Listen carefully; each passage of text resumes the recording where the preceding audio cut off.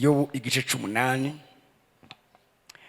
21 Zaburi ya 33:5 na Zaburi 118 ku murongo wa 15 none ifuza ko duhera. Amen. Dusigaje wa Mungu umwe kugira ngo tuve muri kono kwezi aho turavuga umubabaro uhindurwa umunezero. Twaronse umwanya wo kuvuga beaucoup plus kubijanye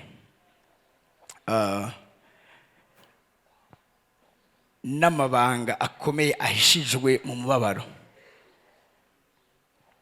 Umwigisha wo mu gatondo Pastor Christian Imana guhezege cyane twice message ryo cyane gose, nawe yatubwiye kubijanye n'ubwiza buri mu mibabaro. Reka ndavyite gutyo, aho abo Imana ihitamo kugira abacunguzi ibanza kubategurira mu vyitwa umubabaro. Nace nkuramo iri jambo, imibabaro Imana yemera ko ducamwo n'umutahe w'umuhamagaro Imana yashize ku buzima bwacu. Write it down, mucandika hano. Imibabaro Imana yemera ko ducamwo n'umutahe, is the capital kubijanye n'imihamagaro canke umuhamagaro w'Imana ku buzima bwacu. Murabizi ntushobora kugira ico ukoze mu bijanye na business atamutahe ugira. Vyonge sino muri business gusa, umutahe si kubijanye bifadika. Hariho ikintu muri economy bita apport en industrie. Hari igihe umuntu ashobora kuzana umutahe w'iciyumviro. Muri Afrika ntitubiha agaciro cyane, ariko mu bihugu biteye imbere iciyumviro kirakomeye cyane kuruta meme n'ibintu biri materiel. Rero imibabaro Imana yemera kuducishamwo kuko ikisinza kugaruka ko n'umutahe Imana ibiri kiraduha. Uyu munsi ngomba nkore gatoya kubijanye na part ya kabiri, suffering. Vuga ngo imisi mikuru. Cyane gose imisi mikuru. Vuga cyane tumunezero. Cyane gose tumunezero. Ntibirangira birura gusa, hari ibihe byo gusosegwa navyo biza. Ntibirangira gusa mu marira, ariko kandi hari ibihe byo gutwenga navyo biheza bikaza. Pakti ya mbere nivyo itanguye ibabaje, ariko pakti ya kabiri ni ibihe byo kunezererwa ukugira neza kw'Imana. Numva amen y'ubwoko bw'Imana muri kino kibanza. Shaka mvuge gacha kubijanye na pakti ya kabiri y'imisi mikuru canke y'umunezero. Ivyo twavuze vyose ni vyariko biradutegurira kuza hano hantu, kuko ico Imana igomba umviriza no muri no rugendo turimwo hano muri no si inyuma y'imibabaro yose. Ijambo ry'Imana rivuga ngo hari igihe kimwe tuza turi mu bugene bw'umwagazi w'intama w'Imana. Birivuga ngo ico gihe nta mubabaro uzoba uri aho hantu, nta marira azoba ari aho hantu. Vyatanguye bibabaje turi mu mibabaro, ariko tuzorangiriza mu bwami bw'Imana atakintu na kimwe citwa indwara gihari. Birivuga ngo muri ico gihugu nta uzoba gwaye, nta ngwara zizoba zihari. Tuzoba twambuye umubiri upfa, twambaye undi mubiri wundi udapfa. Mu yandi majambo, we will be suffering. Aho rero niho ngomba mvuge gatoya. Kama shaka kubwira yuko Imana ntiyabiretse kubw'ubusa. Hari ibindi bihe bindi yateguye imbere yacu. Numva amen mesenza muri kino kibanza. Tugene gatoya Yobu, niko twavuze. Amen. Yobu igice 8, amajambo yose ngiye kuvuga uyu munsi uyakire nk'ubuhanuzi ku buzima bwawe. Iyo amen haswe kumpezagira mugabo n'impezagiye. Amajambo ngiye kuvugira kuri kino gicaniro uyakire nk'ubuhanuzi ejo ubuzima bwawe. Uyakire nk'ibihe ugiye kwinjiramwo. Uyakire nk'isezerano Imana igiye gushitsa mu buzima bwawe. Iyo amen haswe kumpezagira mugabo n'impezagiye muri kino kibanza. Nari sikoza kuronka abantu banezerewe, kuko ivyo Imana igiye kuvuga ari byo bigiye kuba, ivyo Imana igiye kuvuga ari byo bigiye gushika, ivyo Imana igiye kuvuga ari byo bigiye kwambara umubiri, ivyo Imana igiye kuvuga ari byo bigiye gucika imigabane yacu muri kino kibanza. Nyarukiriza Yobu 8:21. Yobu 8:21 haravuga ngo akanwa kawe izosubira kukuzuza ibitwenga twenge, n'iminwa yawe izoyuzuza impundu. urashobora gusubiramo kandi ntibari bwahatore. akanwa kawe izosubira kukuzuza ibitwenga twenge aha n'iminwa yawe izoyuzuza impundu. n'ubu ntibaravyumva, urakomeza usoma kugeza bavyumvise. akanwa kawe izosubira kukuzuza ibitwenga twenge n'iminwa yawe izosubira kuyuzuza impundu. sindaronka amen nifuza muri kino kibanza nk'abantu vy'ukuri bariko barakira iri jambo rema, iri jambo rihishuwe, iri jambo Imana igiye kwambika umubiri ku bantu bari muri kino kibanza. Aravuze ngo akanwa kawe izosubira. Nikuvuga ngo hari igihe akanwa kawe katari kuzuye ibitwenga twenge, n'igihe wari kurarira, n'igihe wari kurababazwa, n'igihe wari kurandaza umutima, n'igihe wari ukomeretse, n'igihe wari kurakengerwa, ariko aravuza umwami Imana hejuru ubuzima bw'umuntu muri kino kibanza, hagiye kuvyakira nk'isezerano, hagiye kuvyakira nk'ubuhanuzi, hagiye kuvyakira nk'umugabane wiwe. akanwa kawe nebuze akanwa kawe izosubira kukuzuza.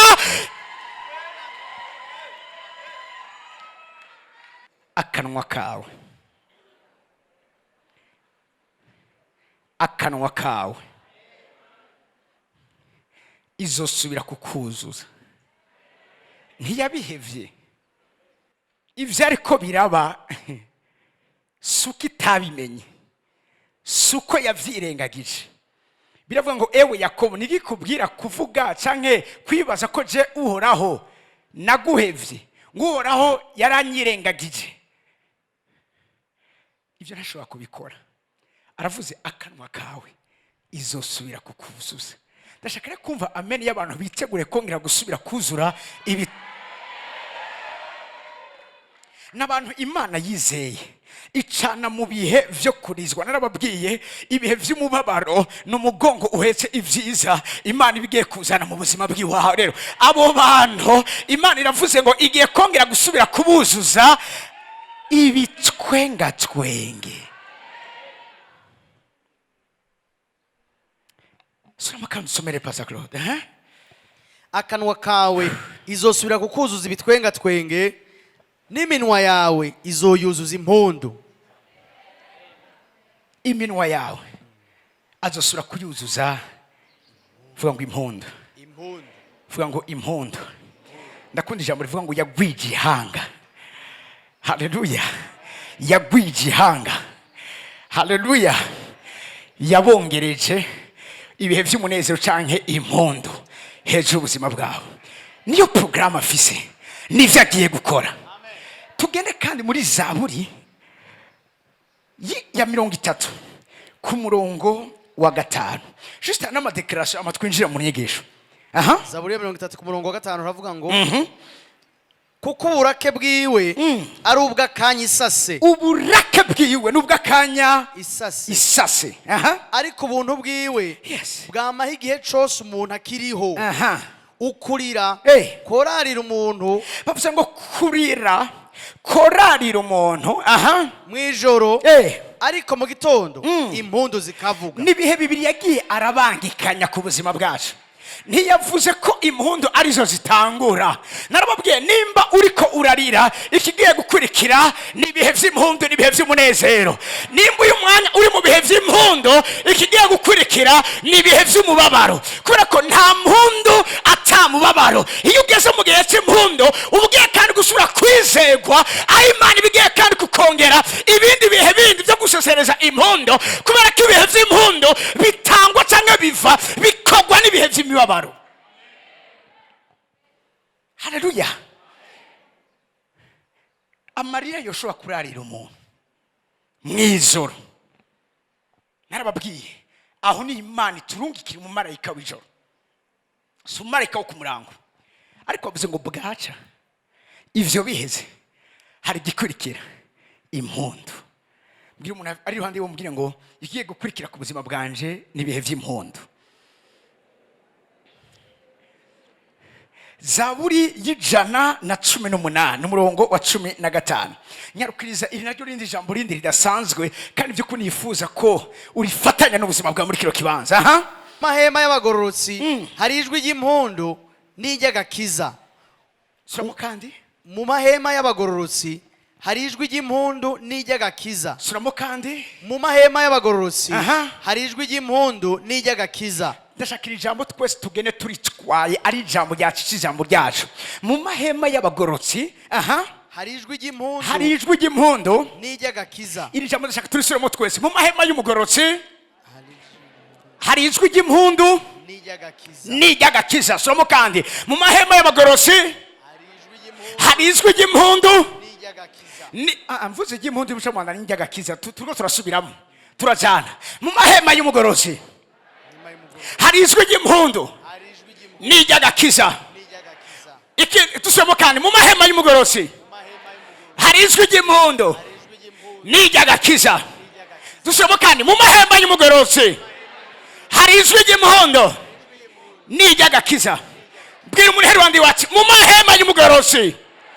hari ijwi ry'impundu n'iry'agakiza bwira uwundi ari ku rundi ruhande mu mahema y'umugororotsi hari ijwi ry'impundu n'iry'agakiza ndashaka rero ubivuga uvyivuga ko uti mu mahema y'umugororotsi harimo ibintu bibiri harimo ijwi ry'impundu n'iry'agakiza harimo ijwi ry'impundu n'iry'agakiza imana ikiravugana nawe mu mutima wawe hari amajwi abiri umuryango wawe ugiye kumva ni ijwi ry'impundu n'ijwi ry'agakiza baba ntibaranyumva muri kino kibanza mu buzima bwawe hari amajwi abiri aba mukorana bagiye kumva ni ijwi ry'impundu n'iry'agakiza mu kibano cyawe hari amajwi abiri bagiye kukumvana ni ijwi ry'impundu n'iry'agakiza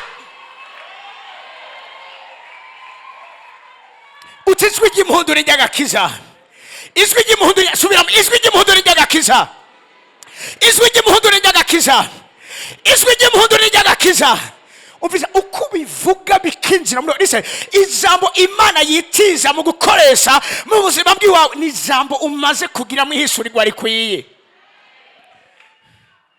iri jambo ritabaye heyere ku buzima bw'iwawe riraza kuba amajambo cyo kimwe n'ayandi waba muri kurumva biraza kuba amatangazo hejuru y'ubuzima bw'iwawe ariko noba umvise ko barakaga gakomeye kuba waje muri kino gitondo imana yaduteguriye vyiza yaduteguriye no mugabane ariko ukakurengana ntuzobitambukemo ntuzobibemwo abandi bagasezereza ijwi ry'impundu n'iry'agakiza uri kurabarorera uti ijwi ry'impundu n'iry'agakiza ijwi ry'impundu n'iry'agakiza ijwi ry'impundu n'iry'agakiza sinzi igituma hari abantu batariko baravuga ijwi ry'impundu n'iry'agakiza ijwi ry'impundu n'iry'agakiza ijwi ry'impundu n'iry'agakiza ndashaka ko biba mu muhemu yawe no muri subconscious yawe ijwi ry'impundu n'iry'agakiza ijwi ry'impundu n'iry'agakiza ijwi ry'impundu n'iry'agakiza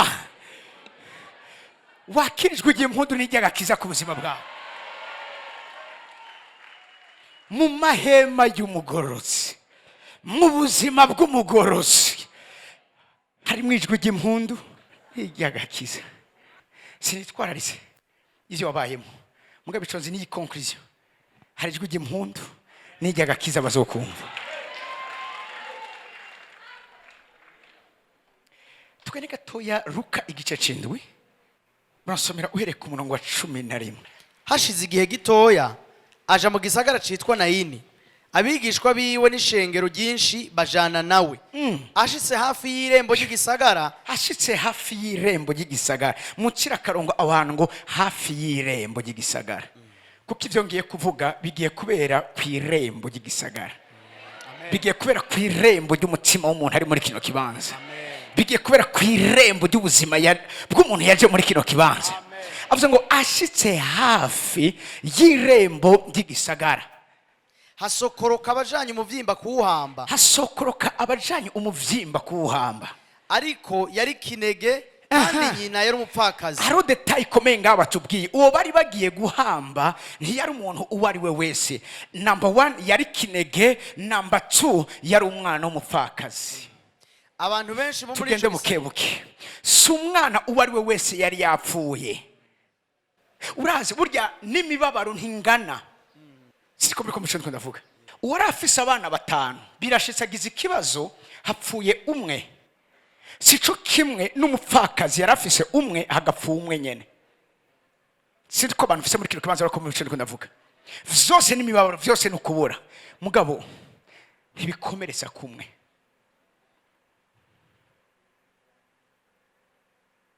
hari ushobora kubura umuntu canke umwana bakamubwira imana izogushumbusha mwana n'undi ashobora kubura umwana iryo jambo ntituri mubwire sinzi ko ivyo ndiko ndavuga muri ko muravyumva n'umupfakazi ngo nta mugabo agira kandi uyu muntu ubwo atatubwira imyaka yiwe uyu muntu yari yaraciye uyu muntu ntiyarakivyara afise umwana umwe niwe abonamo vyose hari igihe umuntu aba ahantu umwana wiwe akamubera umuvyeyi wiwe sinzi ko ndavuga muri ko muracumva uyu mwana vyari vyizigiro vy'uyu mu mama niwe yari afise imbere n'inyuma nikuvuga ngo uyu mwana adahari ni ivyizigiro vyose vyo kubaho k'uyu muvyeyi vyari bigiye ntibari bagiye guhamba gusa umwana ariko bari bagiye no guhamba ivyizigiro vya nyuma uno muvyeyi yari afise birashoboka ari umuntu ari muri kino kibanza ivyiwe bisa nk'ari ivyizigiro vyiwe vya nyuma biriko birahambwa si umwana gusa bari bagiye guhamba ariko kari kazoza keza k'uyu mumama bari bagiye guhamba uyu mama yabona ingene umwana azotera imbere yabona ingene umwana zo mu prendre en charge yabona umwana ingene azomufata neza mu bihe vy'izabukuru vyiwe kivuga ngo ntibari bagiye guhamba umwana gusa hari abantu ivyo bariko barabamwo biba bihekanye n'ibindi vyinshi ku buzima bwawe wari umunezero uno mama bagiye guhamba ivyizigiro vy'umama bagiye guhamba kari kazoza keza bagiye guhamba k'uyu mama yari imvo y'umunezero ibihe vy'umunezero ku buzima bwe bari bagiye guhamba ariko ndakunda Yesu havuga ngo tugende mu gisagara c'Inayini Yesu uko ndamuzi igihe tumaranye ntapfa kugenda ahantu gutyo nyene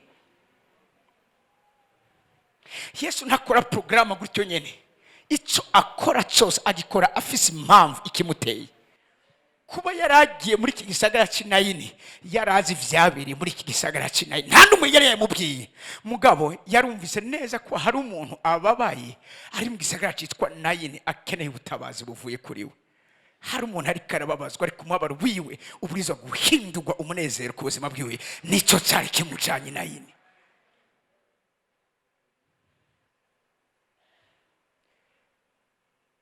ahura n'aba bantu bagiye guhamba uno mwana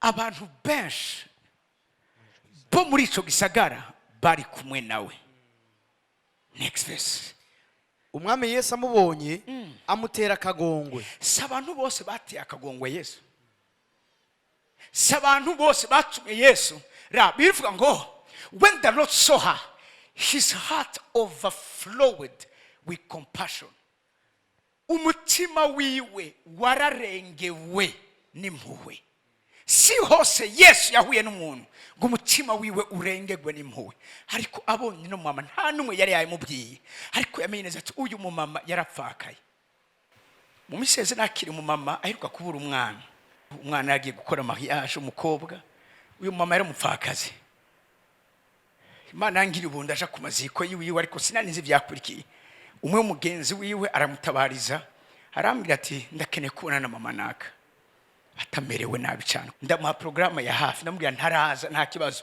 nce mucagizwe uyu muntu akeneye ubutabazi and then turiko turavugana urazi iki gikogwa si miso dufise amajambo tubwira abantu bivanye n'ivyabashikiye noza ngaha ndababwire ko namafisi inyishu yibazo vyose noba ndababeshe hariho igihe umubabaro w'umuntu unsiga ntagira ijambo mvuga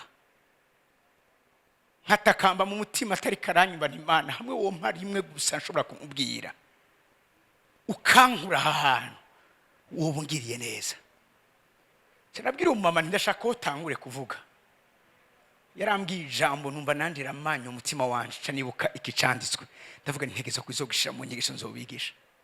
Yarambwiye ati mukozi w'Imana, ati Imana yari yaranciye ukuguru muri aya majambo nyene.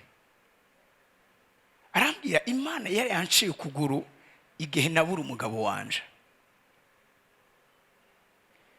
Ati nari ngendera ku kuguru kumwe, nahise ngendera ku kuguru kumwe. Atari ku mwana wanje apfuye atanagwaye, ari umwana aringiye gusohora, ari umwana aragiye kumpa buzukuru nareze mu bihe bitoroshe ndi jenyene. Ati Imana ntiyambabariye icinca ukundi kuguru kundi kwa kabiri nari nsigaranye.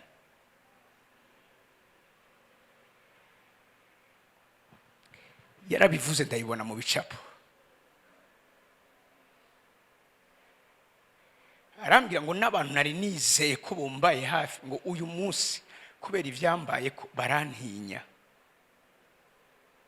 Arambwira atapoti Imana guhezegere wowe ko wifuje kunyakira. Ati kuko nari nkeneye umuntu ndabibwira. Ati ndabyiza amajambo y'Imana ndayazi.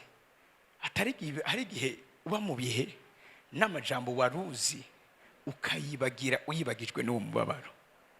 Hari umuntu ari muri cyo kibanza reka rumwe ico ndiko ndavuga. Harambwira ati sinzi ngene ngiye kubaho. I was speechless. Nta majambo nari mfise. Ico twakoze twararize.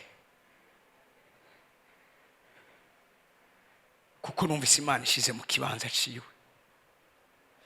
Inyumvisha umubabaro uri mu mutima w'ukungena umwana. Nimba hari umunsi shobora gushima Imana muri kuno kwezi, Imana yangiriye neza, ni kubona narangije ikiganiro n'uwo muvyeyi ariko aratwenga. Ibitangaza si imisosi kimuga camugurutse, si imisosi impumyi zahumutse, niyo umutima w'umuntu wamugaye Imana ikawumugurura. Ico ni gitangaza gikomeye cyane kuruta meme n'ikimuga cari kimugaye mu buryo bw'umubiri. Iyo bireka bikaba ndazi ikintu kimwe muri bikeyanze nuko arazi kungene mu mwijima mwinshi ashobora gusohora mu muco. Arazi kungene mu mubabaro mwinshi ashobora gukuramwo umunezero. Arazi kungene ahekesha imibabaro ivyiza ubuzima bwacu bukeneye muri ino si. Amutera akagongwe. Ndakunda kino kintu. Hari igihe Yesu yashoka akora igitangaza mugabo protocol akoresha hano niyo no ku bantu bamwe bari muri kino kibanza agiye gukoresha ku buzima bwabo. Aramubarira ati ntaco icambere yakoze. Yamubwiye ngo ntaco urira. Don't cry, don't weep. He said, yigira hafi ikigagara agikorako abahamvyi barahagarara. Aravuga ati muhungu ndakubariye ntiyavuze ngo zuka, ariko ubundi nico ateza kuvuga kuko uyu mwana yapfuye. Mugakoresha ijambo vocabulaire yindi avuze ngo vyuka. Ku bantu binayini uyu mwana yapfuye. Ku muntu Yesu uyu muntu arasinziriye. Nimba yavuze ngo vyuka nuko arabizi neza yuko isi yo destination finale, si ryoherezo ivyo umumama yariko aracamo vyari bihe bigiye guha ibindi, vyari bihe bigiye kubisikanya n'ibindi. Nico gituma shima Imana cyane ko utapfuye, kuko urashobora kuba warusinziriye, urashobora kuba wararavye, mugabo ibihe tugiye kwinjiramo nibihe agiye kubwira iga situation uri kura considera nk'iyapfuye ati vyuka subira ubeho, subira umuzanire ibitwenga twenge mu buzima bwiwiwe, hari itegeko umwami agiye kubwira situation buri muntu wese ariko aracamo muri kino kibanza. Sinzi ko abantu ndiko ndabwira hano hantu ntabibona nkaho ari ryoherezo ry'ubuzima bw'iwawe, ariko arazi yuko ni passage, n'ahantu tubwirizwa guca, n'ahantu tubwirizwa kurengana. Biravuga ngo ibiboneka ni iby'akanya gato, ariko ibitaboneka ni iby'ibihe bidashira. Nimba ari ibintu washoboye kubona bifise igihe gito, agaca avuga ikintu gikomeye ngo n'amaruswa yacu y'akanya ka none arushirize kongerekana, ariko agiye kudushikiriza ubwiza buremereye buhambaye bw'ibihe bidashira. Reka ndakubwira impamvu tubwiza gutwenga. Irukanga mu Baheburayo igice cya 12 ku murongo wa 2. Abaheburayo igice cya 12 ku murongo wa 2. Marebo fashiyazo aravuga ngo dutumbereye Yesu wenyene niwe nyanduruko yo kwizera kandi niwe yagusozereye. Uwo kubw'umunezero yashizwe imbere. Bwira umuntu hari wande wawe hari umunezero washizwe imbere. Mumbaratse hari umunezero washizwe imbere. Twarose umwanya wo kuvuga ibijanye n'ibihe vy'imibabaro Imana ducishamwo. Twarose umwanya wo kuvuga ko Yosefu yamerewe nabi, ariko ndabibutse ikintu kimwe. Yosefu ntivyarangiye ariko arababazwa. Vyarangiye Yosefu afise abana babiri b'abahungu, umwe amwita Efurayimu, undi amwita Manase. Manase vyasobanura ngo Uhoraho yambonye mu gihe nari mbabaye, aranyirura, arampoza. Efurayimu birasigura ngo Uhoraho yaranyongeye umunezero mu gihugu nababarijwemwo. Yosefu avyara abana babiri, ariyo maresultat finale y'abantu bacishijwe mu bihe bitoroshe, Efurayimu na Manase. Bwira umuheri ndi wawe taro Efurayimu na Manase bagiye kuvuka mu buzima bw'iwawe. Haleluya. Mbwira umuheri ndi wawe uti umviriza, mu buzima bw'umuntu Imana yizeye igacisha mu bihe by'imibabaro. Imisi yose hama hariho Manase, hama hariho Efurayimu. Uku kwezi kugiye kurangira dufise abana babiri, izina ry'uwa mbere yitwa Manase, izina ry'uwa kabiri ni Efurayimu. Mwari muzi ko aba bana, listen, aba bana bongewe mu miryango 12 ya Isirayeli puruta batari barimo. Kubera iki? Kubera ivyo Yosefu yababajwe, kubera uburyo Yosefu yitwaye akarangiza neza. Imana yamuhaye ishumbusho yuko abana biwe binjira. Ubu turafise umuryango wa Efurayimu, turafise umuryango wa Manase, ariko abo n'abana bandi, n'abana ba Yosefu. Sabana Yakobo yavyaye directement. Babantu bari barashari muri kino kibanza. Oh my God. Yosefu uw'imfura amwita Manase. Ati kuko Imana yanyibagije ubutame bwanje bwose nabo mu nzu ya data bose, kuko Uhoraho yanyibagije. Hariho igihe urazi nivyo turazi ko ari ibikomere umuntu akomereka agasigara inkovu. Mugabe iyo Manase aje, Manase nta nkovu asiga ku buzima bwawe. Nanizi ko mfise abantu bimwe mu bariko barumva ico ndiko ndavuga muri kino kibanza. Hari igihe Imana kwibagiza umubabaro wagize ku buryo abantu aribo basigara bavyibuka, utigera uvyibuka, kuko yarabikoze neza ku rugezo aho nta nakantu na gatoya kakibikwibutsa, nta nakantu na gatoya kagisigaye ko kukwibutsa ukungene wanswe, ko kukwibutsa ukungene watawe, ko kukwibutsa ukungene wakuze uri imfuvyi, ko kukwibutsa ukungene wakuze atanumwe yitaye ku buzima bwiwa. Imana ikabihanagura. Nimba abantu biteze kuvyara Manase muri kino kibanza, ndakene kumva amen n'akaruru k'intsinzi muri kino kibanza, kuko Manase yaje atwibaga. Wanyibagi imibabaro,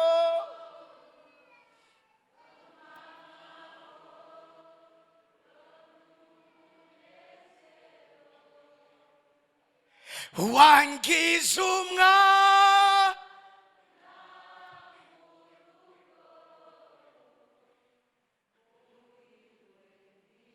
umviriza Manase. Numva amen y'abavyeyi ba Manase muri kino kibanza. Numva amen y'abavyeyi ba Manase muri kino kibanza.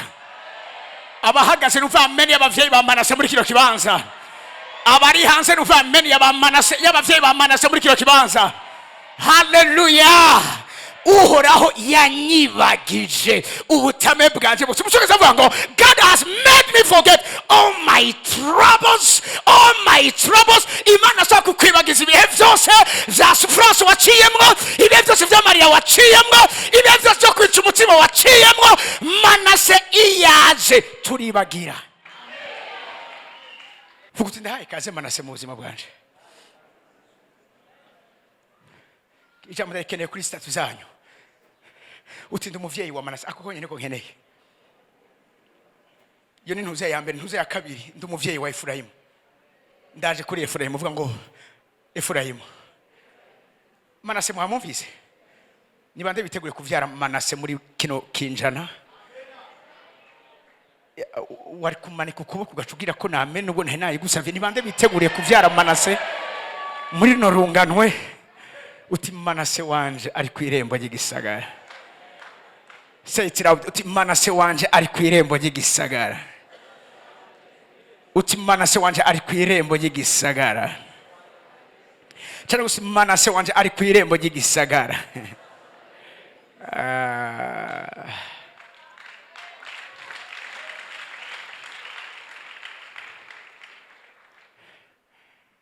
Number 2.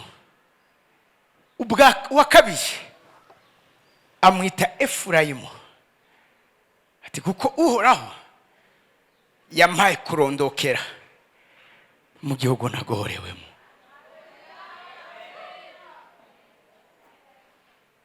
Mfise abavyeyi ba Manase gusa batagiye kuvyara n'undi yitwa Efurayimu. Ndakene ko umuvyeyi wa bose. Ba Peresi na ba Persine bavyara Manase na Efurayimu. Amen. Ntirampeze gushika umwanya. Kuko ora mucongereza nagikunda cyane avuga ngo God has made me fruitful.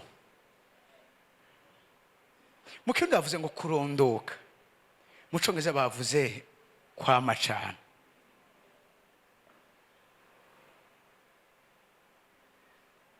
Nta kuna kumwe muri no runganwe utazokwama cyane. Nta kuna kumwe muri no runganwe utazokwaka cyane. Nta kuna kumwe umviriza ndazi manda fise muri iri yerekwa. Niyo kugira urushishaho kunesha, urushiriza gukaya. Numva meni meseza muri cyo kibanza.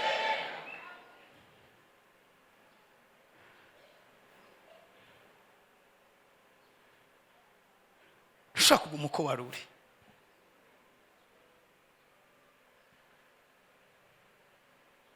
Tubiri ikiguzi gikomeye cyane gose kugira ngo muvyare Manase muvyare Efurayimu.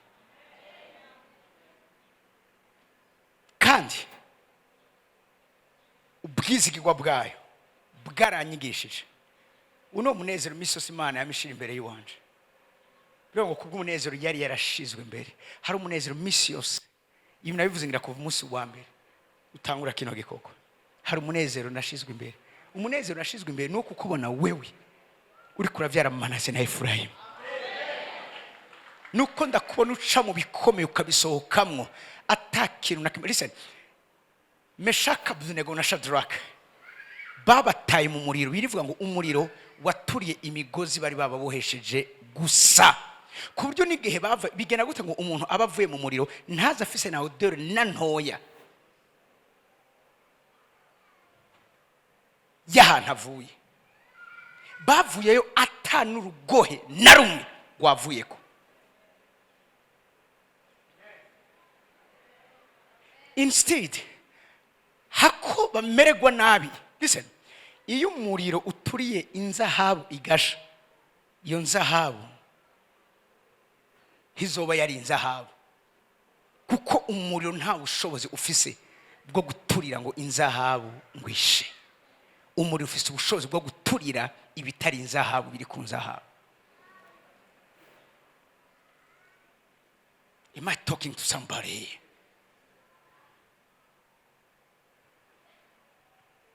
Ugukomera nagize muri buno buzima bw'iki gikogwa nabitewe n'ibihe by'imibabaro naciyemo. Kuko ibihe byose by'umubabaro n'inda ibigiye kuvamwo amahasa, Manase na Efurayimu. Cyo gituma Pawulo avuga ngo tunezereregwe amarushwa yacu.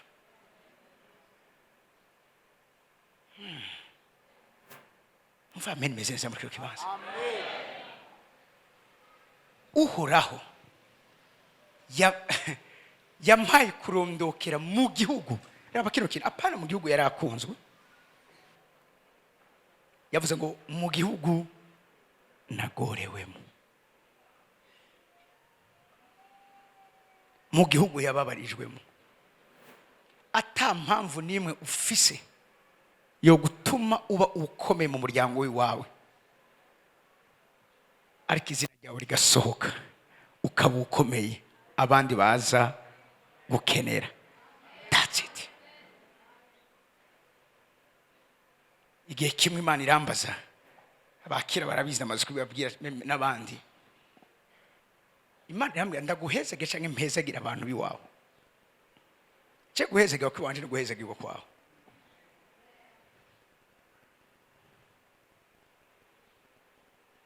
Uhezagiwe ndahezagiwe.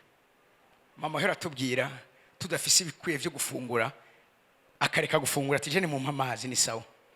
Tube none we ni wofungura naho uko bikose ntidupfa ati oya mwene mufungure, kuko iyo abana bahaze canke bariye umuvyeyi abariye. Niko mama yatubwiye.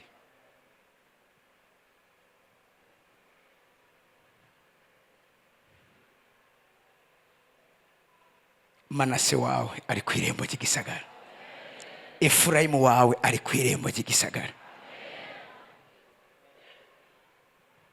Haleluya, haleluya. Garuka mu Baheburayo. Kubw'umunezero yashizwe imbere yihanganiye umusaraba, ntiyagira ikindi isoni zawo, avyagira iburyo bw'intebe y'Imana. Icatumye yihanganira umusaraba ni kwera umunezero yari yashizwe imbere. Urazi gikwiye kuba motivation yiwawe yuko ivyo uri kuraca mu bitazokwica ariko ari bigukomeza, n'umunezero ubwirizwa kubonesha amaso yo mu buryo bw'impwemu. Kuko inyuma y'ivyo ndakunyene bivuga ngo inyuma y'ivyo haba iminsi mikuru. Bivuga ngo inyuma y'ivyo urimwo suffering time is coming. Ugende unzanire umuntu wese muri Bibiliya yabaye umuntu akomeye atace mu bibabaje. Ivyo bace, listen, reka mabwire, when we are suffering, iyo turiko turamuri bino bihe vy'umunezero, ibikorwa dushoboye gukora, genda gatoya aho nyene hejuru ku murongo wa 11, somera uhere ku murongo wa 36. Abandi barageragereshwa, duga hejuru kandi gato 33. baheshejwe no kwizera gutsinda abami no gukora ibigororotse no kuronka ibyasezeranwe no kuziba iminwe y'intambwe. Ngiki kintu mu gihe tugiye kubamwo, aho tugiye kugaragaza ijwi ry'impundu n'ijyagakiza, birivuga ngo tugiye kuronswa gutsinda abami. Amen. Bivuze ngo gutsinda ingabo, gutsinda abami barongoye ingabo. Baheshejwe no kwizera, bande abahizi bukwizera, mugabo ukwizera kwabo kwarabaye eprouvé, kwarapimwe, ikigaragaza ko vyukuri uri umuntu w'Imana musangiye kamere mbe na Kristo, n'ingene Imana igupima mu bihe bitoroshe. Ariko inyuma yaho umaze gusohoka, baheshejwe no kwizera gutsinda abami. Bariko baravuga abami ni bicaniro bitera bijya bitera ubuzima bw'iwawe. Sitwa mureka kamva muri kiro kibanza. Urazi iyo bazimije itara ry'umwami baba bazimije itara ry'igihugu. Byandika hano. Kugira ushira igihugu mu kaga, ntukeneye kurindura ataka igihugu cyose. Kubita hejuru umutwe gusa, kubita hejuru. Meme ni Imana igishobora kwituma ibangira kugira icikoze. Nikora ko izi neza, nubwo umurongozi yokora amakosa, niko birivuga ngo nkubite umwungere intama zigira iki zisanzara. Hari ivy'Imana ifuka abitwa abarongozi kubera iki responsibility bafise. Uribwira ko ukomeye kubera ko ufise umwungere. Sitwa mbona kamva muri kiro kibanza. Yesu apfuye bose nta numwe mu bigishwa biwe yagumye mu muhamagaro. Atanumwe avuye ngwera ku barongozi bakomeye Yohana na Petero bace basubira kuroba. Nicyo gituma kuremeshwa kwabo kwabaye ugusubira kandi kubiyereka. Agenda handi nyene azi uwagiye gusigira ishengero ari yasambutse umutima kubera iki? Uwo yari yizigiye, uwamutuma yaka, uwamutuma senda abademoni. Mwari muzi ko Petero amaze gukoreshwa n'Imana imbere yuko Yesu apfa cyane gose. Yamwiyeretse inshuro 3 nyene yamwihakanye. Amwiyereke inshuro 3 nyene kugira ngo arestore ubuzima bwiwe kuko yarazi neza ico umugabo ari. Ahandi bivuga ngo baremeshwa n'ukuza kw'intumwa. Hari igihe intumwa zagenda ahantu abantu bakaremeshwa mu gisagara. Siko ko bico ndavuga.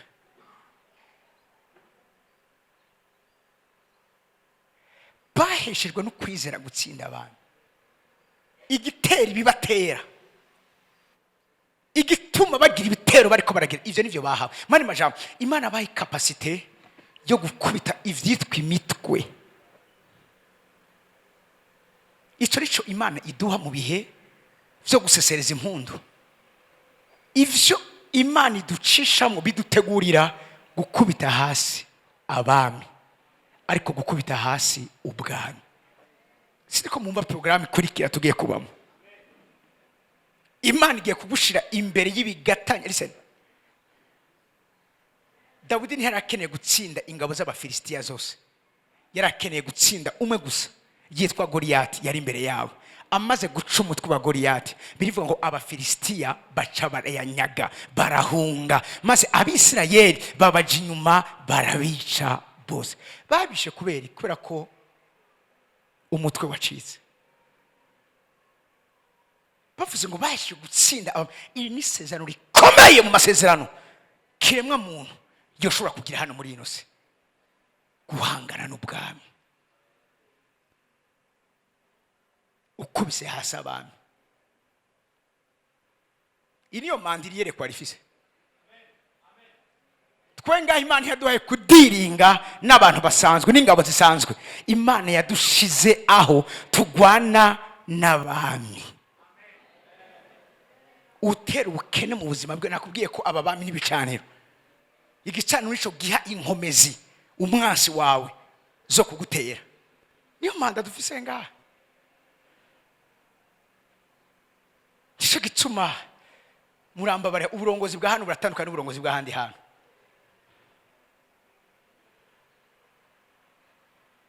Paske nzi neza yuko ntaguteguye neza.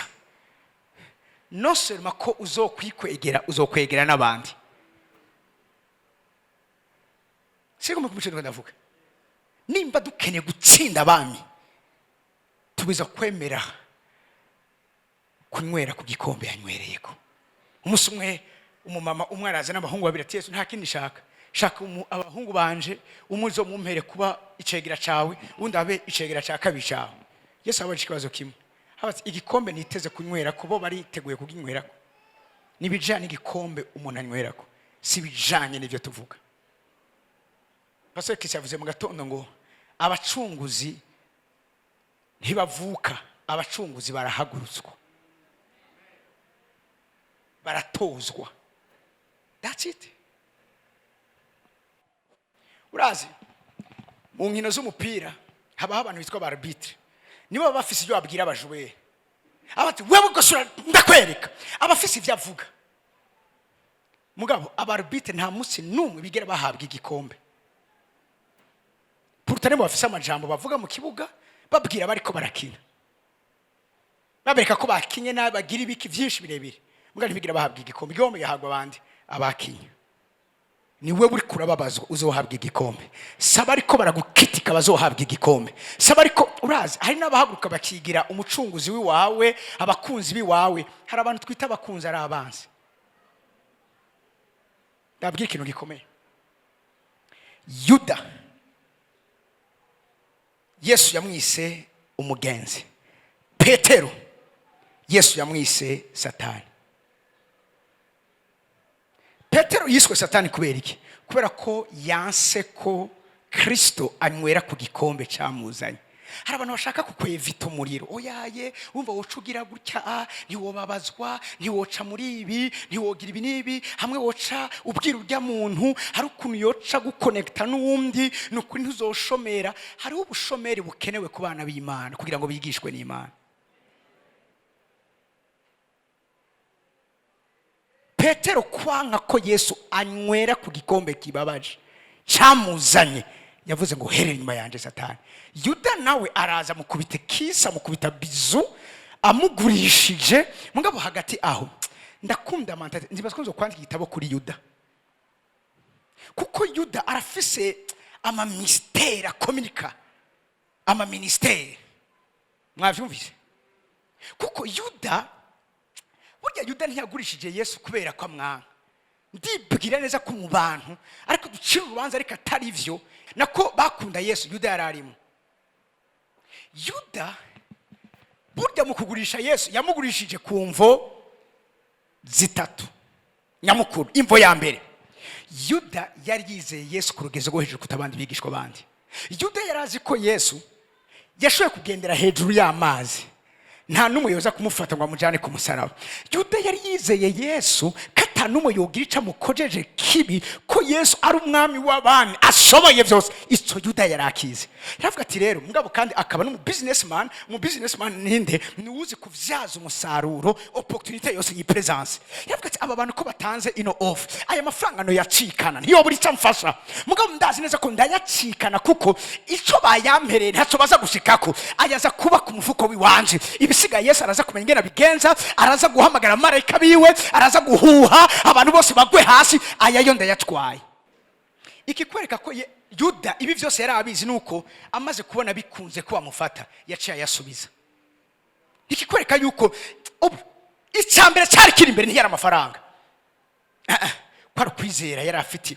Urazi twese na jewe namatiko ndababwira, abana bose babazi ko papa wabo bonesha abagabo bose bo mu isi. Nibyo canke sivyo? Cyo tuba mu ikomere twagize mu bwana bimwe bimwe biva ku kunyene batudesevye.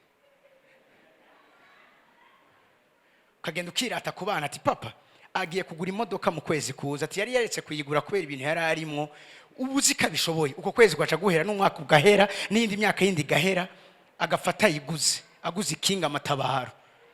Abavyumvise uri kurabirata ko bakabikuzanira tugakomereka, hatari ko nk'ibi yabigiriye. Yuda yarazi neza ko se wiwe Yesu nta numwe yo mushobora.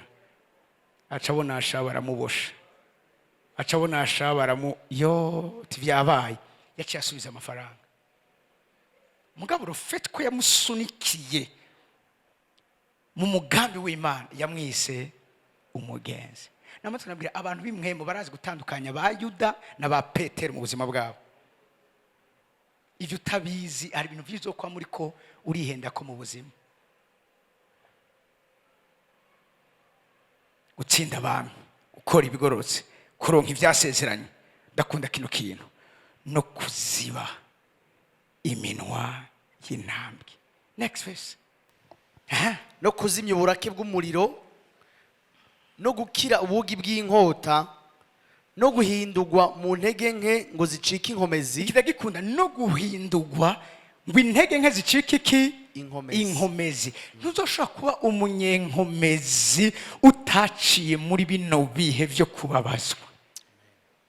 You can't. Mu bintu ushimira Imana, mu bintu ushimira Imana yampaye mu rugendo rwanje rwo gukorana nayo no kugendana nayo, yanyigishije ingene mbaga hebuza mu ntambara. Ndakunda intambara n'umutima wanje wose. Y'intambara zije aho niho jewe w'ukuri agaragarira. Ndi umuntu w'intama, cyo gituma ibihe by'amahoro bintera ibibazo.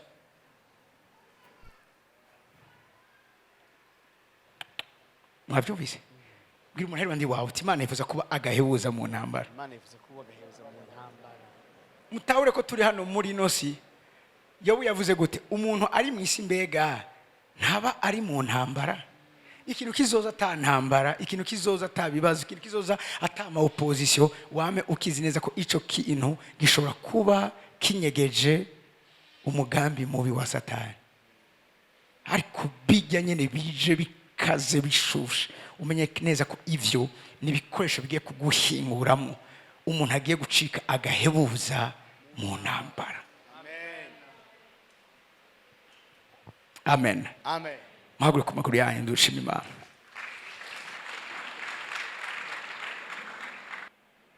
Twunamitse amaso yacu. Ndashaka gushima Imana ku bwa Manase wabo na Efurayimu wabo.